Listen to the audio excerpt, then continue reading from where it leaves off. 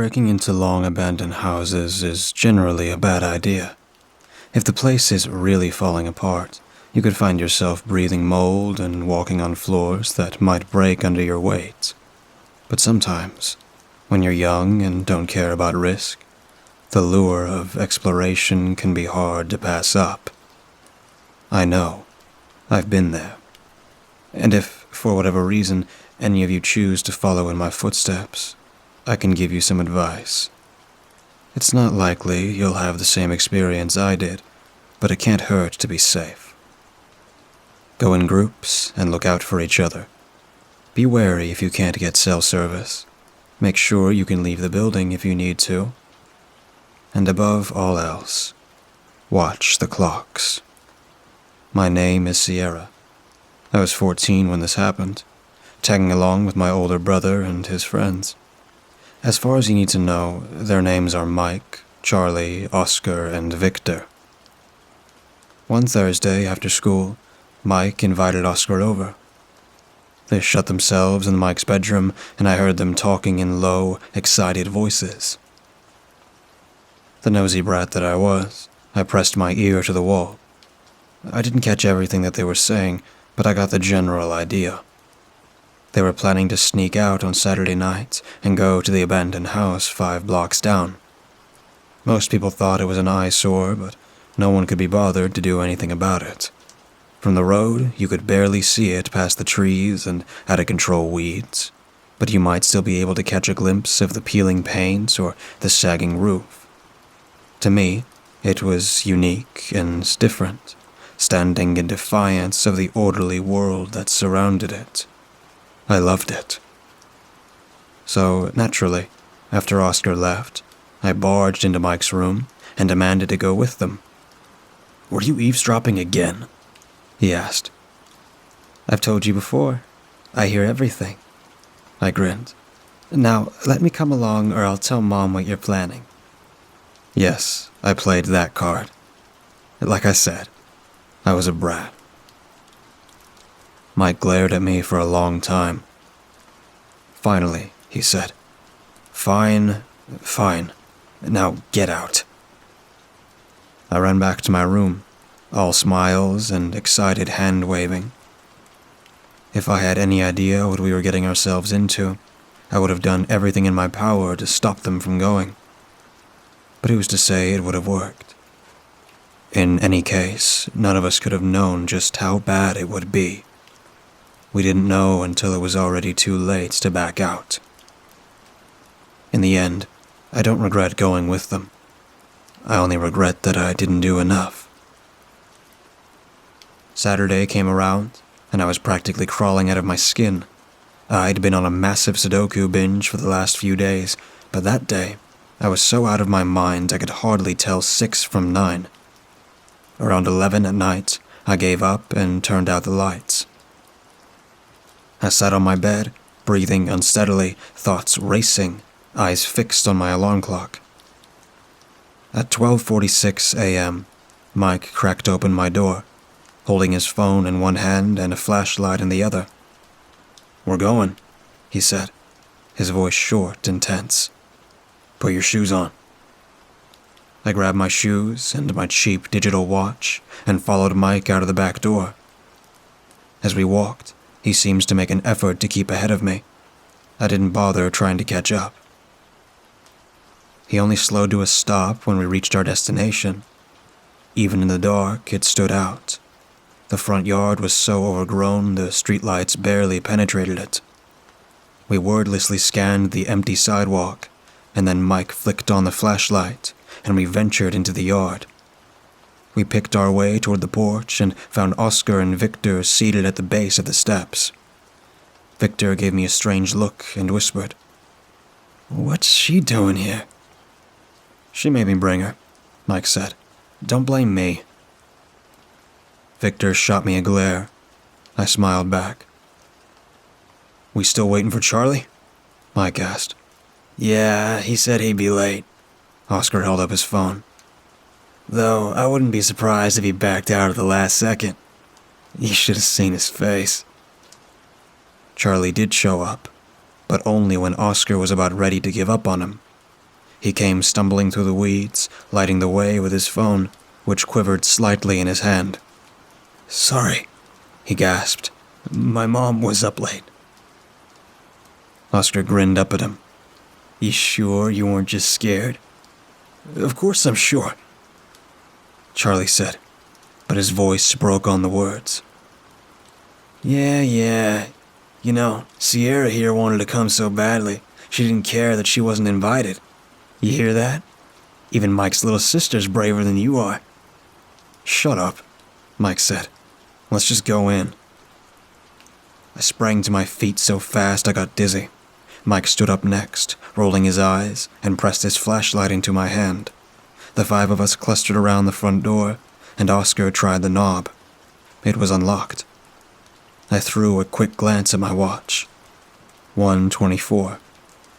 When we stepped inside, with Mike and Oscar in the lead and Charlie in the rear, the first thing that hit me was the smell. This house, having been neglected since before I was born, was musty as hell, filled with the odor of rot and mold. I held a hand to my nose, my excitement beginning to ebb. We made a circuit of the first floor. It was straightforward enough: living room, dining room, kitchen, and den, with a small bathroom by the kitchen. The house still had some furniture for whatever reason, but it was sparse and decrepit, looking as though it would fall apart at the slightest provocation. The kitchen seemed emptiest, though I spotted a few old pots and pans in the open cabinets. Every time we slowed down to examine anything, Charlie became more agitated. By the time he entered the den, he was muttering that this place was creepy and we shouldn't be here. His friends ignored him. I was pacing the creaky floor in the den, searching for patterns in the flaky paint, when I idly glanced at my watch and stopped short. It said 1:09. "What time do you guys have?" I asked. Mike and Victor gave me weird looks, but Oscar decided to humor me. He checked his phone and frowned. "It's 2:15. I thought it was earlier than that." Charlie followed suit, and his eyes widened. 4:13. Mike's phone said 1:33, and Victor's said 5:37. Hearing all this, I was more confused than scared. Knowing this discrepancy made no sense, but not yet knowing what it meant. Charlie saw things differently. "This place isn't right," he said. "We need to go." "What?" Oscar said. Now that I think about it, he didn't sound quite as confident as before. Then again, I could just be imagining that. "You think a few messed up clocks are gonna hurt you?" Charlie's voice jumped about an octave. "How are you so calm about this?" "I don't know," Oscar said, a hint of amusement behind his words. "Maybe because I'm not a total coward?" "Shut up. If anything bad happens, I'm blaming you. This was your idea." Victor had started to walk off, toward the stairs by the living room. "Where are you going?" Mike called after him. "Anywhere but here," he said. "Call me when you're done being idiots." Victor disappeared up the stairs, and Charlie cringed. "You know what? Fine. I'm done being an idiot. I'm leaving whether you like it or—" His flashlight fell on the floor, and he froze. "I didn't close that." I remember thinking, you know there are weird things going on, right? But I didn't say it. I just watched as Charlie walked tentatively toward the door, ignoring Oscar's snickering in the background, and tried to open it. He couldn't. The knob didn't turn. "What?" His voice sounded so lost, so helpless. "Why can't I—" The first hint of dread rose up in my stomach. This wasn't what I signed up for. Charlie drew a long, stuttering breath and drifted off to the kitchen. The rest of us followed him in silence. Mechanically, as if in a trance, he tried the back door. It didn't budge either. "Is someone screwing with us?" Mike muttered. I glanced at the window over the sink. It didn't look like it opened, but I wasn't so easily deterred. I reached into a cabinet and grabbed the first thing I touched, a saucepan, then crawled onto the counter and started bashing my new weapon against the window. The glass didn't even crack, and not for lack of effort. I'm stubborn as all hell, and it took me way too long to give up. Eventually, though, I let out a shaky sigh and climbed down to the floor. My heart was pounding. "What's happening?" Charlie whimpered. Mike left the kitchen. A moment later, his voice rang through the house. "Victor, get back down here. We have a problem." No sound came from above us. "Victor?" he repeated. When no response came, he called to us. "I'm going up. Who's coming with me?" Still clutching my saucepan, I joined him without a second thought. If something had happened, I needed to know. Oscar, now weirdly stone-faced, came with me. The three of us were halfway up the stairs when Charlie scrambled after us. "Don't leave me alone down there," he whispered. "Please." There were 4 rooms off the upstairs hallway. One of them was a bathroom, blackened grout, stained fixtures, no space for a teenage boy to hide. The rest were bedrooms. We inspected those a little more carefully, checking inside the closets and under the beds, though Mike said he didn't know why Victor would be hiding like that. When we were about to enter the last bedroom, at the end of the hall, I noticed something. "There's a light," I said, already walking in to check it out. The others trailed behind me.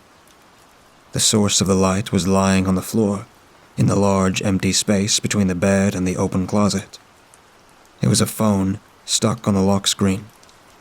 The clock read 3:43. "That's Victor's," Mike murmured. "But where is he?" Even after searching the rooms, we had no answer to that question. I checked the closet myself. It was totally bare, giving no sign that it had ever been used. Charlie was trembling, muttering something I couldn't hear. Mike put a hand on his shoulder, Oscar leaning down to take a closer look at Victor's phone. He tilted his head, checked his own phone, then asked, "Does anyone have a signal?" No one did. Charlie had started to hyperventilate, and I could hardly blame him. We were trapped, with no way of getting help, and I think we'd all started to realize we were in danger. "We should go downstairs." Mike's voice cracked a little. "I don't think we'll find anything else up here." Back on the ground floor, Mike tried his best to calm Charlie down. Not knowing how to help, I found myself wandering back to the kitchen. I was pacing the room, restraining myself from trying to smash the windows again, when I heard footsteps behind me. I spun around, ready to swing my saucepan at the intruder. Even though we should have been alone in the house, my instincts told me to treat everything as a threat. But it was just Oscar, holding his hands up defensively. "Holy hell, you scared me," I said. "Sorry." Oscar lowered his voice. "You know, I'd never tell any of the guys this, but I'm a bit on edge too." I won't pretend I understand the tough guy act he put on for his friends. I almost confronted him about it, but for once in my life, I didn't want to make things awkward. After all, we were in this nightmare together. When Oscar returned to the living room, I decided I might as well follow him. We found Mike and Charlie reminiscing about elementary school, talking about some prank from the sound of it. Charlie was still pale and shaky, but at least his breathing had somewhat returned to normal. Oscar jumped into the conversation, and I just listened. I don't even recall the details, but I do remember the unease that fell over the room whenever Victor's name came up. It was a constant reminder that any of us could be next to vanish. Over an hour in, Charlie spoke up in a nervous tone. Guys, I need to pee." You don't have to announce that to us, you know, Oscar said. No, that's not it. I can't wait any longer, but I'll have to do it alone, but I don't want to. Charlie. Mike put a hand on his back. Slow down. Sorry. Charlie buried his face in his hands. There's a bathroom down here, right? Could you guys wait outside the door or something? Sure, Oscar said. I'm guessing it was the closest he would ever come to apologizing. At first, things seemed normal enough. Charlie shut himself in the bathroom, leaving the rest of us clustered outside the door. I heard him let out a low, disgusted groan, then begin to piss. For a moment, I wondered exactly how vile the toilet was. How long had this house been without running water again? He finished and approached the door, his shoes noisy against the tiles. Then the knob rattled a few times, but it didn't turn. Charlie gasped. Guys, I can't open the door. I shivered and clutched the flashlight and saucepan tighter. Oscar was quicker to spring into action, wrapping his hands around the knob and trying to pull the door open. Even as he did, though, I knew it would be futile.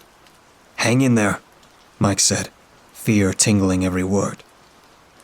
The musty odor in the air seemed to swell, making my eyes water. Charlie broke into panicked sweats, accompanied by equally panicked muttering from Oscar as he yanked on the door. My heart raced, the sensation reminding me of all the times I'd been startled awake by a nightmare. I wished I could wake up and discover that none of this was real. A wet, sucking sound came from the bathroom. Charlie started screaming, a long, high-pitched sound that pierced my ears and took over my mind.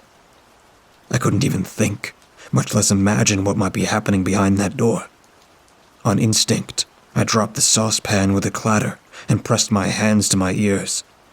My legs were itching to move, to run, but I was frozen with terror. Then, silence. The knob finally turned in Oscar's hands, and the door swung open. He lost his balance, forcing Mike to catch him by the shoulders. Morbid curiosity broke me out of my paralysis, and I took up my trusty saucepan, pushed past the boys, and peered in. Charlie was gone. The only sign of him was his phone on the counter. His lock screen cast the room in a greenish glow. And again, the clock read 5:43. A thought occurred to me. It came slowly, pieces clicking into place as I worked through it out loud. The clocks, I muttered. We all had different times, right? Victor had the latest time, then Charlie.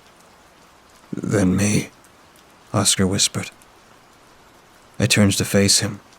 His eyes were wide, though whether it was from the shock of losing Charlie or from fear for himself, I still don't know. Mike was first to break the ensuing silence. All right, we're not going to split up again for any reason. Understood? And watch your phone clock, Oscar, I said. When it hits 5:43, be careful. We had almost 2 hours until then, and the wait was interminable. For a while, we sat in the living room, trying, and mostly failing, to talk about other things. After about half an hour, though, Oscar got restless. He said he needed a change of scenery. The next hour and a half, when we wandered the house like caged animals, blurs together in my mind. I don't remember when we went upstairs or why. Sometimes I wish we hadn't gone up there, but I doubt it would have made much difference. I do remember a couple things, though. I remember entering the room at the end of the hall and noticing that Victor's phone was missing. Mike cringed a little when I pointed that out. We left the room as fast as we could. I also remember how it ended. By Oscar's clock, 5:43 was approaching fast. He was making me nervous now. He jittered in place, eyes darting back and forth. Mike was trying to keep talking, trying to act like everything was okay, but his voice faltered and his hands shook. Me, I couldn't speak at all. In the last minute, my eyes were glued to Oscar's phone. Mike trailed off into silence. I was barely breathing. That minute dragged on for so long, I was almost convinced time had stopped.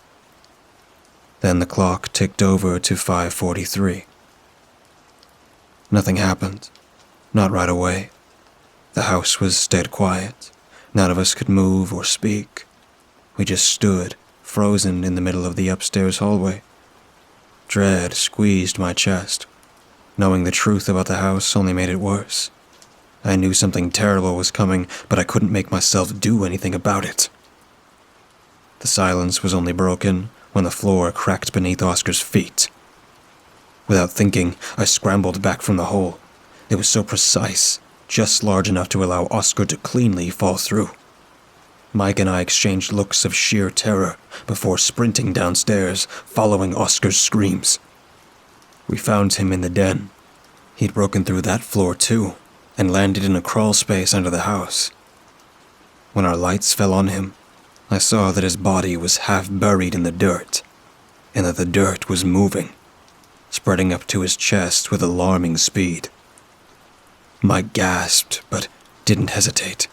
He ran over, grabbed Oscar's elbow, and pulled with everything he had. But from the looks of it, the dirt was pulling back, unwilling to release its victim. Every time Mike seemed to be making any progress, Oscar would sink again with a sharp jerk, as if caught in the world's worst game of tug-of-war. As for me, I'm ashamed to admit this. Not a day passes that I don't regret it. But I froze. I couldn't look away, but I couldn't run forward to help either. The dirt crept up to Oscar's neck, and his screams turned into sobs. And all I could do was watch. Mike was trying. I know he was. But he couldn't hold on forever. Eventually, his fingers slipped. Oscar went under, head disappearing below the soil. His sobs cut off with a speed that chilled me. His phone remained above ground, resting on the dirt in the crawl space. I didn't need to take a closer look this time. "Oh, Christ," Mike whispered.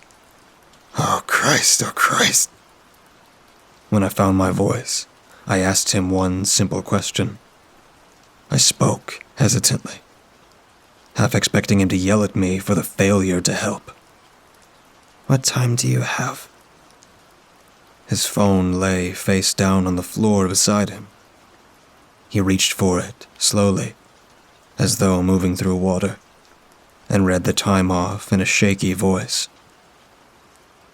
5:12. Just over half an hour. He stood up sluggishly and walked toward the living room. "We shouldn't stay here, I guess.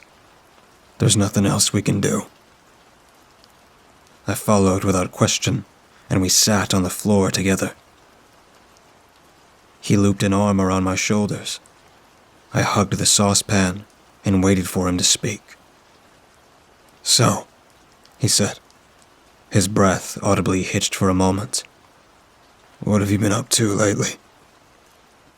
It was surreal to hear him ask that at all, let alone under these circumstances. It had been so long. He'd been busy finishing up his senior year in high school and hanging out with his actual friends. Why would he make time for his ridiculous little sister? Despite that, I knew what I wanted to say. "So, there's this puzzle competition I just heard about last week." I talked until my throat was sore. And for once, Mike didn't get bored of my nerdy rambling and interrupt me. Every now and then, though, a whimper would force its way out of me, and I would remember that this wasn't just a casual conversation. We were waiting for the end, when an odd noise came from the den, almost a squish. I cut myself off mid-sentence. "Listen," I whispered. Mike checked his phone, then showed it to me. 5:43.